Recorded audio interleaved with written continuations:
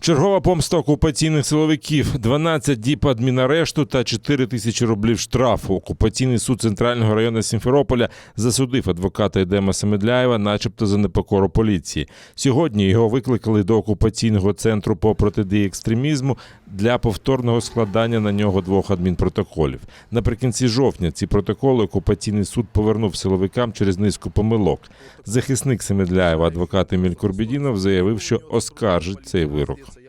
Это, конечно же, негромкие слова, что это протоколы не только Эдему Семедляеву, это, по сути, такой протокол всему адвокатскому сообществу. То есть это такой посыл, что любой адвокат, который прибудет в полицию, теперь может быть подвергнут вот такому унижающему просто достоинство требованию от сотрудников полиции раздеться, якобы там посмотреть, есть ли там наколки или еще что-то. Вот из-за отказ от таких вот действий незаконных на человека на адвоката может быть составлен протокол, и по сути адвоката могут арестовать на 12 суток. 25 жовтня Едем Семедляєв з колегою Назімом Шейхмамбетовим прийшов до окупаційного відділку поліції, щоб захищати затриманих біля суду кримських татар.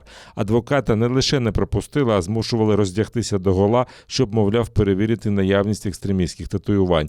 Зажадали від адвоката вимкнути диктофон. Семедляєв відмовився та отримав адміністративні протоколи за непокору вимогам силовиків. Їх склав горизвісний співробітник Центру по боротьбі з екстремізмом Руслан Шамбазов, той самий, який катував кримського татарина Ріната Параламова та інших політичних бранців та причетний до переслідування адвоката Еміля Курбєдінова.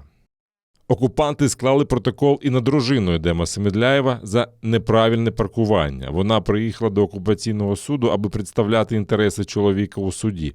Силовики підігнали евакуатори, аби забрати її автівку. Зараз Едвіна Семедляєва має сплатити штраф. Протокол на неї склав все той же Руслан Шамбазов.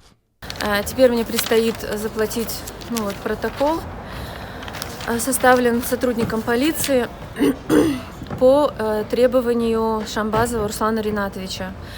С чего я сделала такие выводы, так как кроме машин, которые были припаркованы возле моего автомобиля, больше никаких машин эвакуировано не было. Можно наблюдать, машина была припаркована вот здесь. И другие машины, 2 еще были припаркованы также здесь. 2 эвакуатора забрали эти автомобили. Мой автомобиль, я находилась в автомобиле, он был заведен, но сотрудник полиции все равно составил на меня протокол. Я предоставила все ему необходимые документы.